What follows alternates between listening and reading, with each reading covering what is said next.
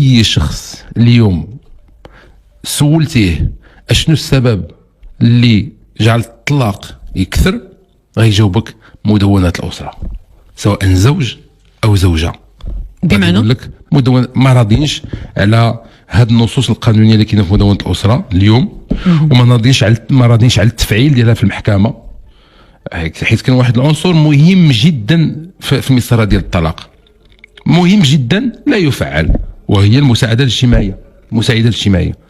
اللي تخصها تبحث وتمشي تشوف الاسره عن قرب، تشوف الوليدات كي عايشين، والاب كيفاش عايش، والام كيفاش عايشه، باش تعرف شكون هو المقصر، باش تعرف شكون هو المسؤول، باش تعرف شكون اللي قايم بالواجب ديالو، شكون اللي ما قايمش بالواجب. اذا ما تبقاوش باش ما يكونش الزوج ضحيه ديال التعسف ديال الزوجه والمحكمه ما كتعرف حتى شي حاجه، ولا الزوجه ضحيه ديال التعسف ديال الزوج والمحكمه ما كتعرف حتى شي حاجه، لانها كتكتفي بوثائق فقط. وفي بعض الاحيان كنكونوا كنغشوا في وثائق، ما كنقولوش الحقيقه وما تنقولوش اللي كاين. اذا مدونه الاسره خصها تكون اقرب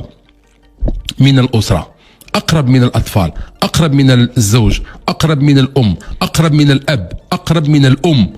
وخصها اشتغال على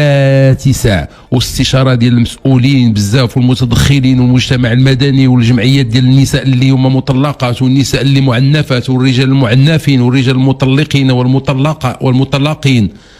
كلهم، حتى الاطفال اللي مالا اطفال تا هما نستشروا معاهم. كاين اطفال اللي عندهم 16 17 عام عندهم يقولوا في مدونه الاسره عاشوا